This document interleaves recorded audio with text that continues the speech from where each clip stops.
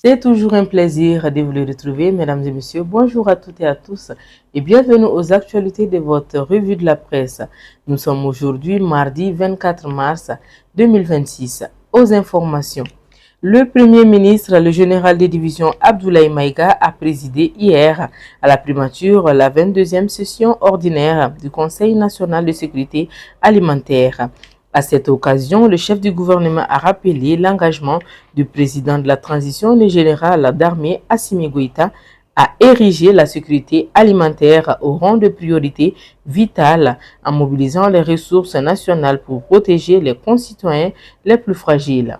Poursuivi pour diffusion de fausses informations, atteinte au crédit de l'État et offense à un chef d'État étranger, le directeur de publication du journal L'Alternance, Youssouf Sissoko, a été condamné par le tribunal du pôle national de lutte contre la cybercriminalité.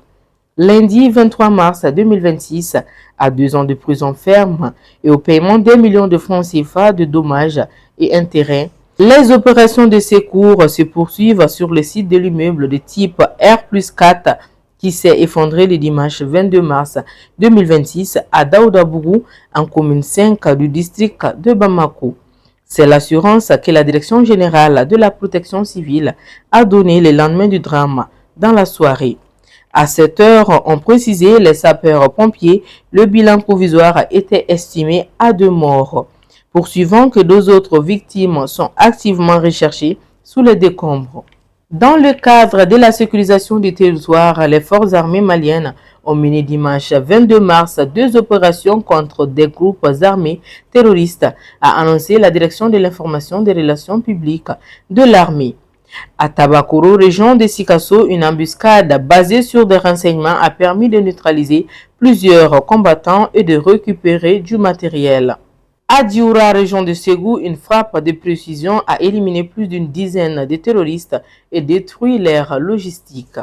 Après le rabat du délibéré du 6 février, le procès Paramount Embraer a repris lundi à la cour d'appel de Bamako. Le tribunal a indiqué que la société sud-africaine Paramount n'a pas répondu à sa correspondance, tandis que les avocats de la défense ont dénoncé des vices de forme, notamment l'implication de la Cour suprême dans la procédure. Ils ont également demandé la liberté provisoire de leurs clients, requête rejetée par la Cour.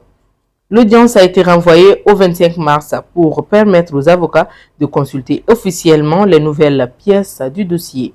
Découvrez également nos articles d'analyse à l'heure du Mali, le président Goïta et les étrennes de l'Aïd el-Fitr, ainsi que la guerre au Moyen-Orient. Quelles répercussions pour les pays de l'AIS, sans oublier l'interview du professeur Yacouba Toloba sur la recherche locale sur la tuberculose. Nous terminons avec la page sport. La 16e journée du championnat professionnel Ligue 1 Orange s'est poursuivie mercredi dernier avec l'explication US Bougba Djoliba AC qui s'est disputée au stade Mamadou Konaté. Sans surprise, la rencontre a tourné à l'avantage des Rouges de Bamako qui se sont largement imposés 3-1 grâce aux réalisations de Kader Almer, Bouakane et Boubacar Tikita. Et c'est ce qui met fin aux informations d'aujourd'hui. Merci à vous, très chers auditeurs, de nous avoir suivis.